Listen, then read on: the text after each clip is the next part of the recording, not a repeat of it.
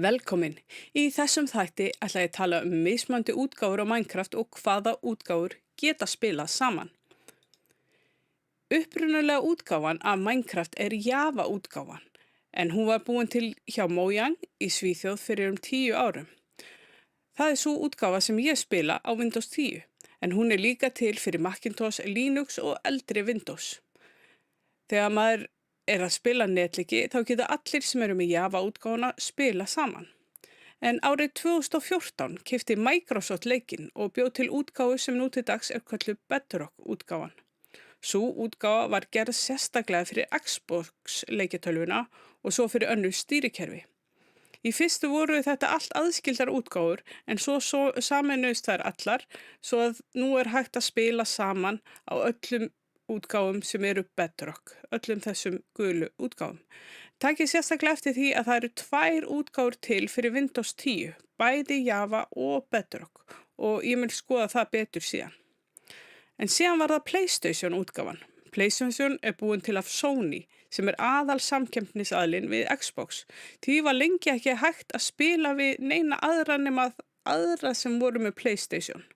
PlayStation gat bara spila við aðra PlayStation. En núna er komin Bedrock útgáfa fyrir PlayStation 4 og nú geta loksins þeir tengst við aðra Bedrock notendur. Síðast en ekki síst er til educational útgáfa eða skólaútgáfa sem er eingöngu til fyrir skóla. En aðalatriði sem ég er að reyna að sýna ykkur hér er að það er til Java útgáfa og Bedrock útgáfa og þessar 2 útgáfur geta ekki spila saman netleiki. Svo eru til nokkrir Minecraft hliðarleikir. Þetta eru ekki hið eiginlega Minecraft, heldur leikir sem líta út og gerast í svipari veröld og Minecraft. Minecraft Story Mode er hægt að finna á Netflix. Minecraft Earth er farsímaleikur sem svipar til Pokémon Go og svo er nýlega komið út Minecraft borðspil. Síðan er von á Minecraft Dungeons leiknum bráðlega. En kíkjum aðeins betur á Windows 10 útgáfuna af Minecraft. Ef þú ert á Windows 10 og veist ekki hvora útgáfuna þú ert með, þá getur þú skoðað íkonin fyrir leikinn. Þau eru ólík fyrir Bedrock útgáfuna og Java útgáfuna. En skoðum aðeins betur hvað aðskilur þessar 2 útgáfur.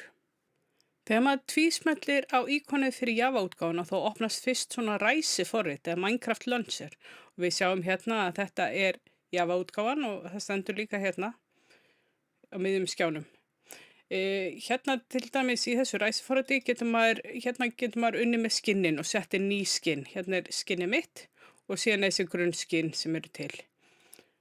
Og það sem er gott í Java útgáfuna er að þú getur spilað mismunandi útgáfur. Þú getur spilað eldri útgáfur. Hérna er ég til dæmis með 1.12 útgáfu og 1.14.3 en nýjasta útgáfan er 1.15.1.